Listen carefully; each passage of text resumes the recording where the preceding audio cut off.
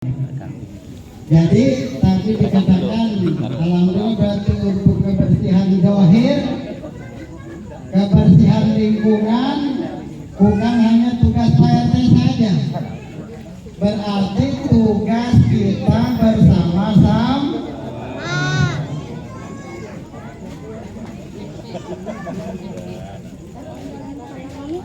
Itu terprogram semuanya. Kebersihan lingkungan, misal ada bakti atau goro ya Pak, kalau bahasa kita goro, itu sampai tiap bulan bahkan tiap minggu membersihkan sarana, membersihkan got, membersihkan jalan. Tujuannya biar kira-kira kalau jalannya nyaman, jalannya bersih, terkala diri kita tidak suci dan tidak bersih, nyaman atau tidak? Halo? Nyaman atau tidak Bapak Puji?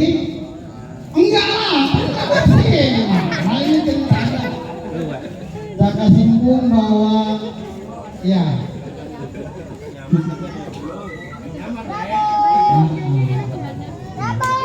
bubur ikan lele, nyambung le, gitu ya. Maka lontong le, ya.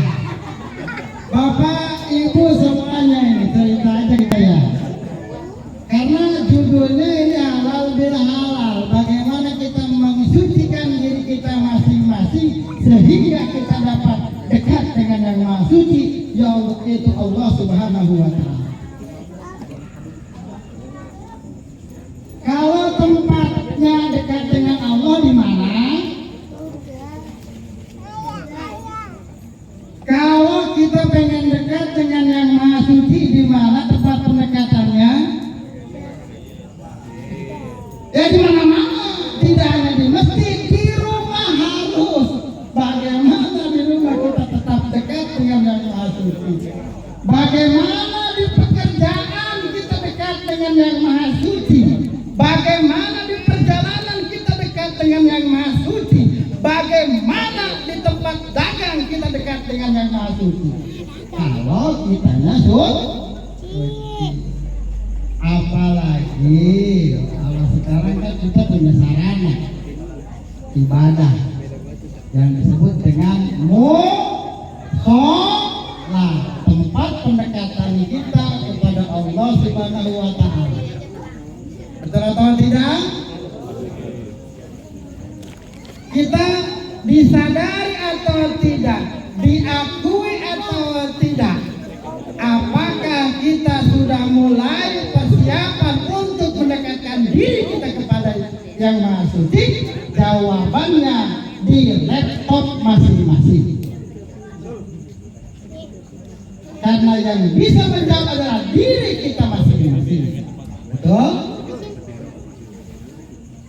Lantas bagaimana jawabannya? Kembalikan kepada kita masing-masing. Itu yang pertama. Karena apa? Kita sepakat. Anggaplah ada tiga fase kehidupan manusia.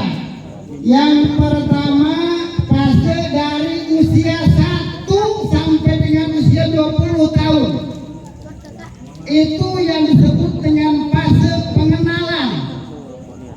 Mengenal nilai-nilai, mengenal bentuk, bahkan mengenal nilai-nilai agama, mengenal yang lain juga, mengenal semuanya itu untuk fase 1 sampai 20 tahun. Yang kedua, fase 20 sampai dengan fase 40 tahun. Itu fasenya adalah fase membiasakan diri. Kan yang biasanya punten ini jarang suka jadi suka. Yang biasanya jarang mau dibiasakan jadi mau. Yang biasanya malas dibiasakan jadi rajin. Yang biasanya kedul dibiasakan juga jadi rajin. Itu membiasakan diri dari fase usia 20 sampai dengan 40 tahun. Ini fase yang ketiga, usia 40 tahun sampai dengan tak terhingga hatta zultumul maqamir, sampai dari kubur. Itu fase apa itu? Fase memaksakan diri. Ayo kita itu bersama-sama. Saya pikir kebanyakan yang kumpul di sini adalah sudah fase 40 tahun ke sana. Betul atau tidak? Saya aja baru berapa? 25. Kita berjalan sepakat rata-rata 40 lebih lah ya. Emang udah 30 teh? Belum. Pak Jenal izin, mohon maaf ini karena melihat paling agak senior. Baru 30. Pak Jenal usianya berapa Pak? 28. Aduh, kali 2. jangan sisanya ya. 51. Bentar saya lihat komandan saya nih. Dan 42. 54. Pak Haji Kasmo, 50.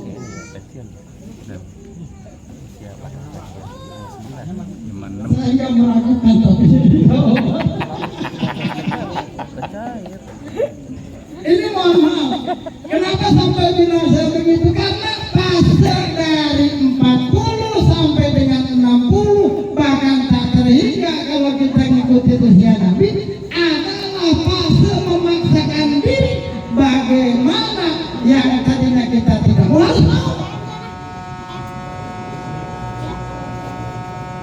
Mau kapan lagi? Hah?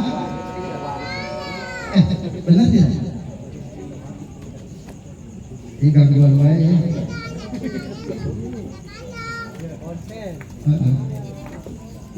Mama, izin. Usia berapa? Hah? 40 lewat. Waktu berapa? 40 lebih. 48. Ada 5 menit. 58. Hah? 48. Anggaplah mohon maaf Bapak-bapak semuanya, ini kita sadari atau tidak bahwa usia kita itu sudah sampai kepada usia memaksakan diri. Doanya Allahumma paksa ketilaan. Allahumma paksakan. Sebab mau kapan lagi? Tinggal dikit. Dunia ini tidak bakal terasa setelah kita lewati sekian lama. Sehingga alhamdulillah Allah takdirkan, Allah masih mempercayakan umur kepada kita hari ini di fase memaksakan diri untuk mendekatkan kepada yang Maha Suci ya Allah, yaitu Allah Rabbul Izzah. Jadi meren wayahnya kepada teman-teman. Kalau saya tadi kan ditugaskan memberikan sedikit mau'idhah hasanah. Jadi kalau ada panggilan itu, kalau ada panggilan yang ada di rumahnya masing-masing, coba datang ke tempat panggilan sebelum kita dipanggil oleh Yang Maha Kuasa. Betul atau tidak? Betul. Ini mau tidak mau, suka atau tidak suka, mengatakan seperti ini, dalamannya kita saling mengingatkan. Karena apa? Karena belum tentu masa yang telah kita lewati lebih banyak daripada masa yang akan kita lewati. Ujung-ujungnya kita lagi ngejar dunia kita nggak dapat, mati juga tuh. dapat mati juga tuh. Tetapi harus itu semuanya kita kejar, harus itu dunia harus kita kejar. Katanya dunia harus kita kejar, akhirat di dalam hati, di dalam hati. Awas jangan sampai urusan dunia dimasukkan ke dalam hati, repot, capek. Tapi dunia harus dikuasai. Betul atau tidak? Sebab kalau gitu cerita ini kita ngobrol-ngobrol sedikit nih. Kalau kita banyak kekurangan, biasanya kalau yang kita banyak kekurangan, yang suka protes pertama siapa? Kalau kita kurang duit, yang protes pertama siapa? Istri. Makanya istrinya harus sabar sambil mendoa. Ada nggak kira-kira di sini nih prototipe istri sebelum suaminya kerja? Istri jam 7:30 sholat duha mendoakan suaminya ada? Ada. Yang mana? Yang di rumah. Yang di rumah. Yang melaksanakan. Jawabannya kembali ke laptop masing-masing.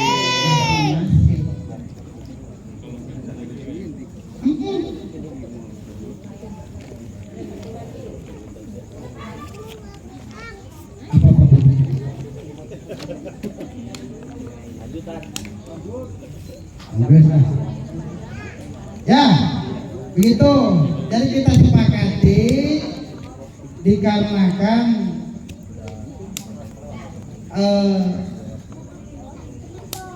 waktunya masih sudah panjang. Rata-rata di kelasan asar ini Masih panjang. menjelang maghrib. Iya, maksudnya waktu usia kita masing-masing, Pak. Waktu usia kita masing-masing harus kita sadari bersama-sama. Ini rata-rata ada yang zuhur, ada yang sebelum datang waktu maghrib. Wal asri. Itu.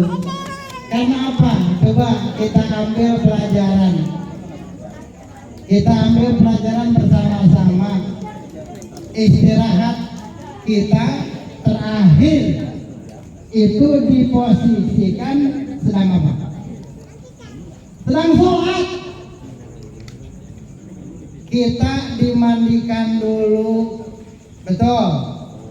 Setelah dimandikan kita dikasih kain kapan. Kalau kain kapan ingat katanya nggak ada kantongnya. Berarti kalau kain kapan nggak ada kantongnya jangan pusing-pusing. Nyiapin duit. Karena kain kapan nggak ada kantong. Kalau kain saya ada kantongnya gede nih. Iya. Habis itu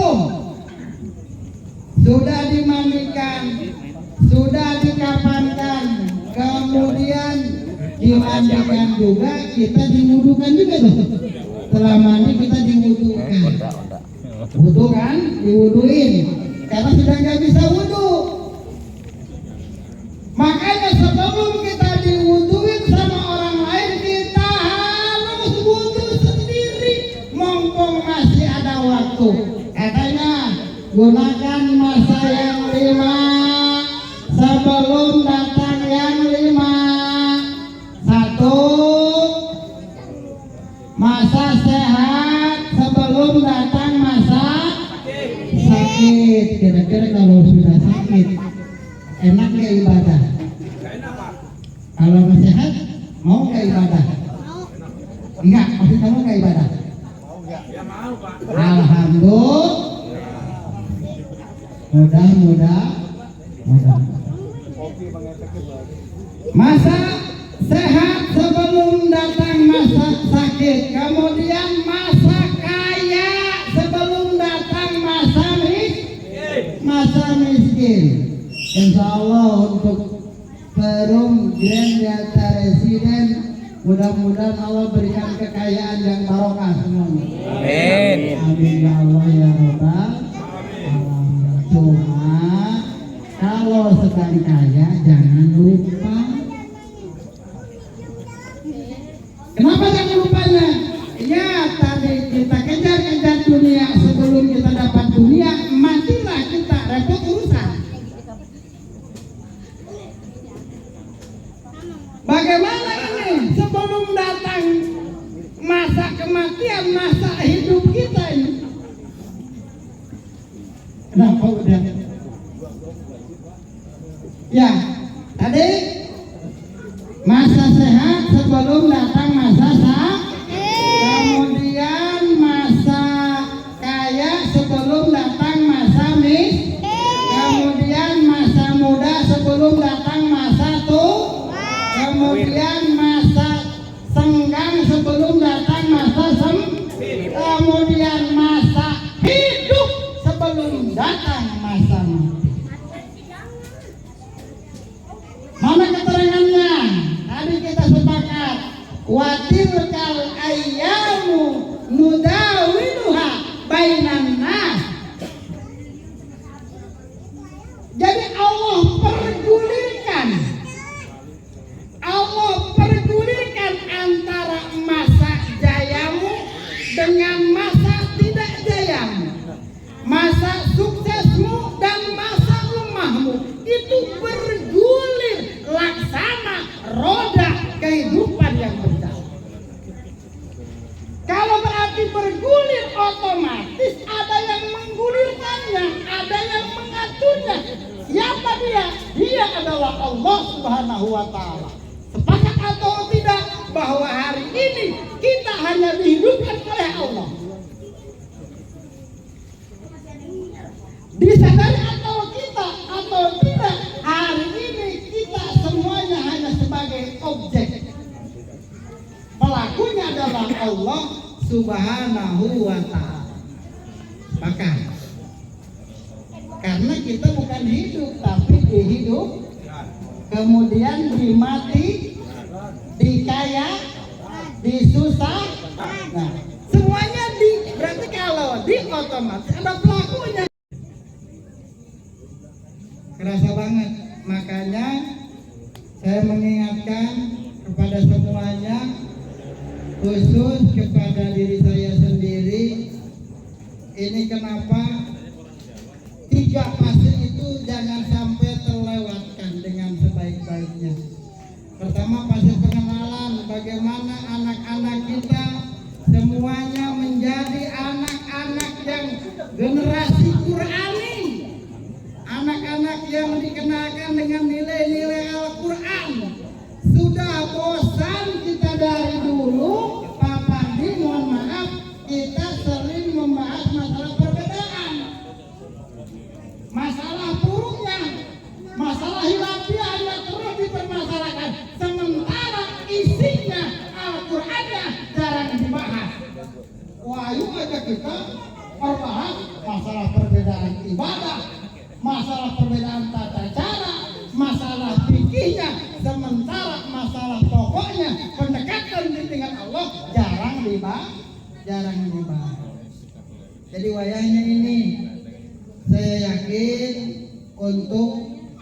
karena ini harus kita sadari bersama-sama, kepentingan kita terhadap anak-anak kita di fase pengenalan diri mereka, mengenalkan mereka kepada Allah lewat mana? Lewat perjalanan syariat agama Islam, itu wajib hukumnya. Awalu wajibin alal insani ma'rifatun ilahi bistiqani. Paling awal, paling wajib, yang paling pokok, anak kita dikenalkan kepada Allah. Lewat mana? Lewat pendidikan agama. Alhamdulillah, kalau untuk di perumahan Grandiata Residen, insya Allah sudah saya lihat ada perwakilan yang pesantren ya. Jadi ada yang ngaji di pesantren kalau nggak salah banyak juga ya. Itu sudah alhamdulillah, minimal nanti ada pengganti setelah kita yang sudah paham, yang sudah ngerti tentang ilmu agama. Itu yang pertama, karena pengenalan diri. Jadi sudah sangat pokok itu dikenalkan anak kepada Al-Quran. Karena apa?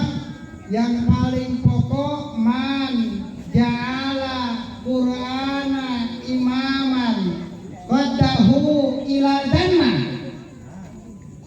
Barang siapa yang menjadikan Quran sebagai imam, maka Quran akan mendorong kita masuk kepada surganya Allah. Pertanyaannya hari ini, Quran itu kan dari Qoro'ah. Berarti Qoro itu artinya baca. Ibu, Quran asalnya dari Qoro'ah. Artinya baca. Qoro'ah yaqra'u Qur'anan fahuwa qari'un wa dzaka maqru'un. Iqra la taqra maqru'un. Ketemu gak tuh begitu? Itu ilmu syara. Makanya ikra. Kita tahu istilah ikra. Ikra berarti kalau anaknya harus ikra, bapaknya pun harus ibunya pun harus ikra. Ikra apa? Ikra Al-Quran. Ya. Tuh pada pengenalan diri yang pertama. Yang kedua, membiasakan. Bagaimana kita membiasakan? Dibiasakan terus. Kalau sudah bisa itu karena biasa. Belum terbiasa berarti masih ke musola, biasakan dulu aja. Belum tahu bacaannya, ikuti aja dulu. Belum tahu berarti tata caranya, ikutin aja dulu bagaimana gerakan imam.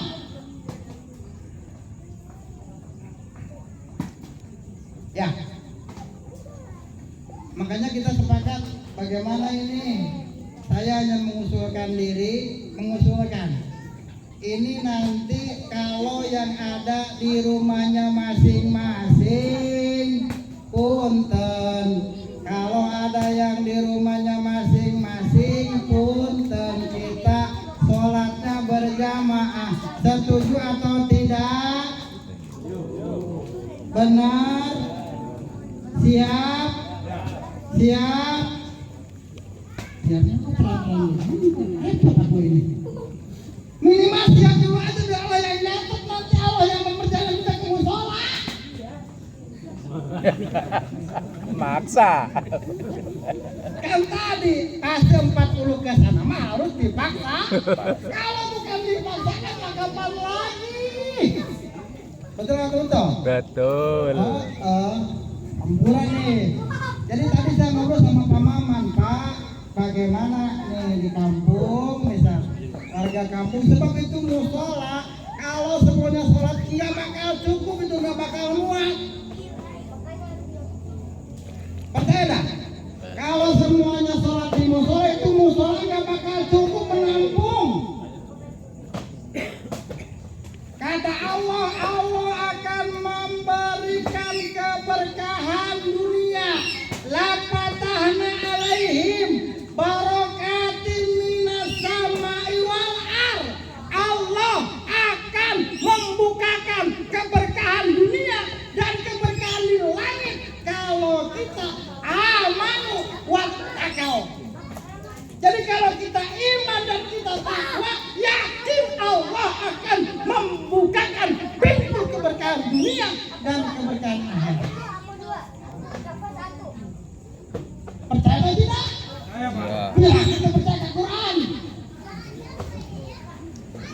Dalikal kitabul la raiba dalam Al-Quran. Itu surat kedua Al-Baqarah. Tol.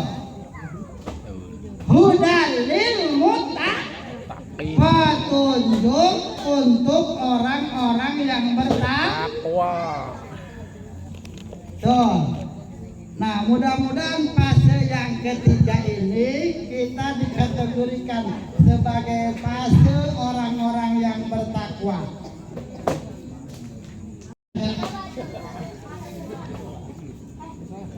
Ya, supaya kita tergolong orang-orang muttaqin. Sebab katanya surga itu merindukan orang-orang yang bertakwa.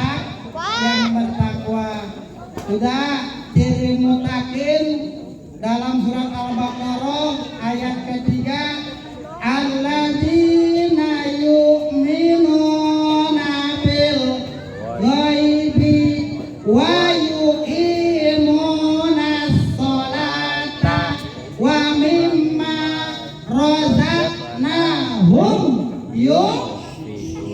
Satu ciri-ciri orang yang bertakwa itu adalah mereka yang percaya kepada yang gaib.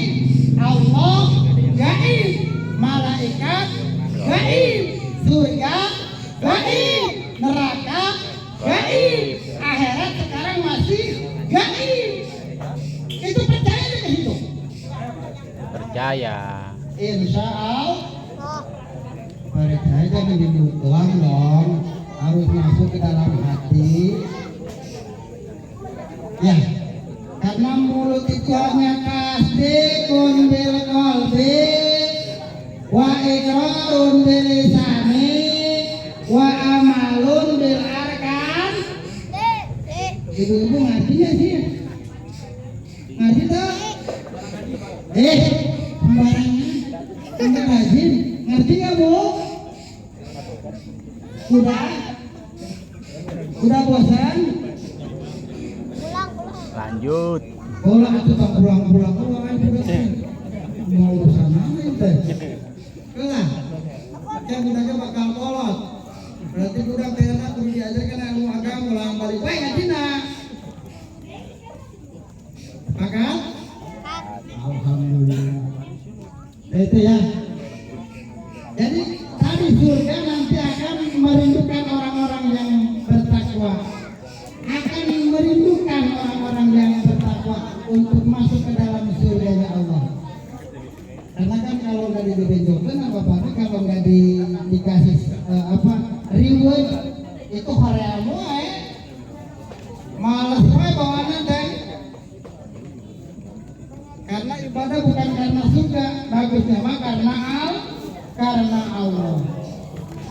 Nah, jadi ciri orang yang bertakwa itu alladzina yu'minuna bil ghaibi, orang yang percaya terhadap hal-hal yang gaib. Yang kedua, wa yuqimunas sholata. Apa yuqimunas sholat? Orang yang mengerjakan sholat.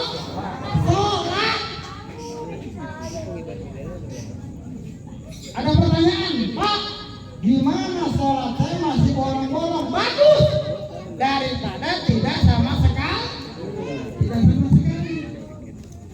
Lebih bagus kalau tidak bolong-bolong. Awaluma yuhasabu indallah as-sholat. Yang pertama yang dihisab, yang dipertanyakan oleh Allah adalah sholat kita. Jadi kalau kita istek nih, meninggal nih, yang ditanyakan yang pertama bagaimana sholatnya. Walaupun kalau sholat sebetulnya dimanapun silahkan dilaksanakan, di rumah boleh sah, di tempat kerja sah, kemudian di perjalanan sah, asal jangan sholat di jalan. Kalau sholat di jalan mengeri, tabrak mobil sekalian. Ya. Nah kita untuk Wayuki Munasola nih, bagaimana kita ada program ART Punten. Ini kalau kita sudah memprogramkan kan dari awal, paling tidak tatkala kita bisa oleh Allah, kita sudah mencanangkan tuh ada program sholat berjamaah Perum Rinjal Presiden. Cakep betul itu urusan. Setuju atau tidak? Setuju atau masalah? Setuju atau tidak? Setuju aja dulu.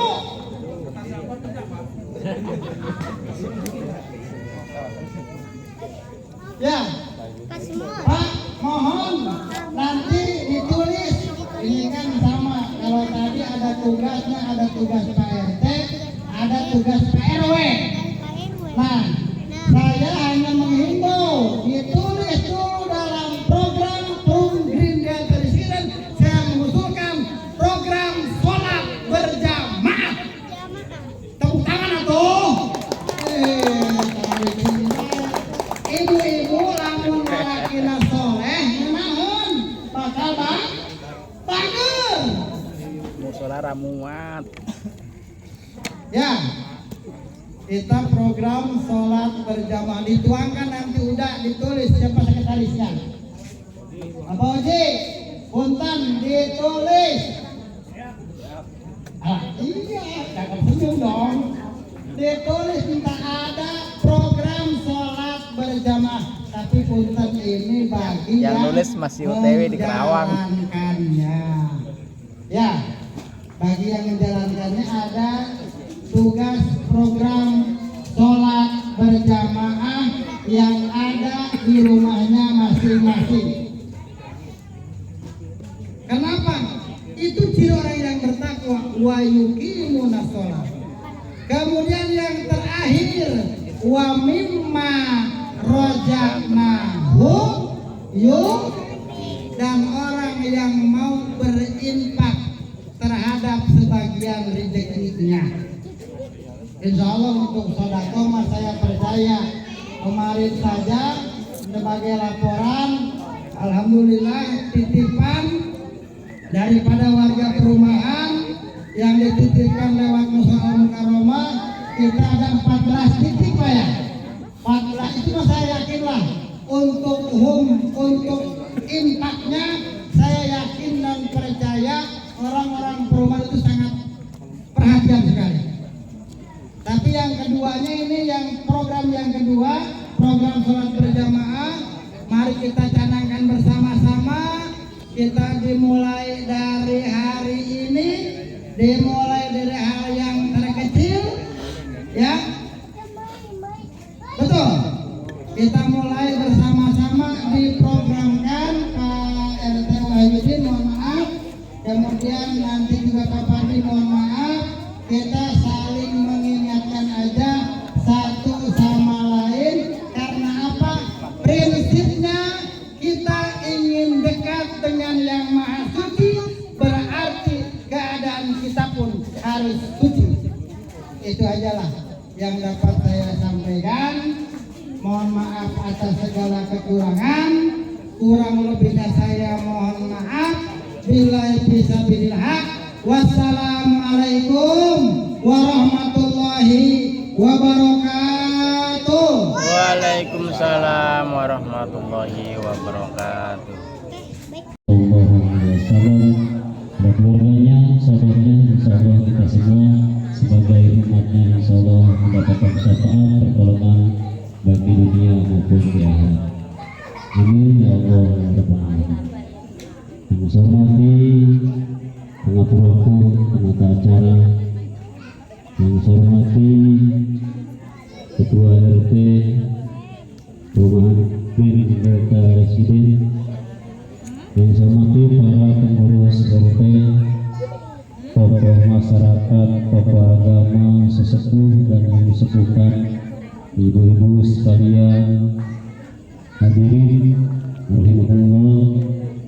Alhamdulillah pada malam hari ini kita dapat berkumpul yaitu dalam acara halal bihalal. Dalam kesempatan kali ini kepunten Pak RT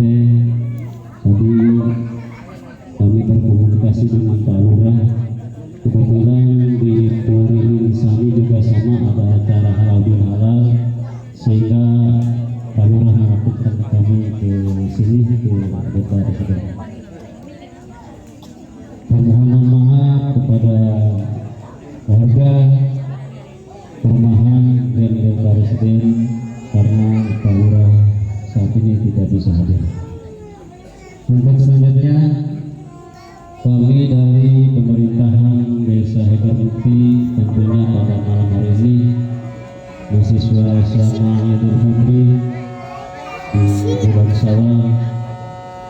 Sebagai pemerintahan, kami mohon maaf lahir batin apabila dari pelayanan kami ada yang kurang, tentunya kami mohon maaf yang seluas-luasnya. Untuk selanjutnya perlu kami sampaikan untuk warga perumahan bahwasanya di lingkungan perumahan dengan kampung sebelah, yaitu yang kampung Gasalan Poncol Tegal Mulia, 3 bulan kemarin terbentuk ketua RW. Jadi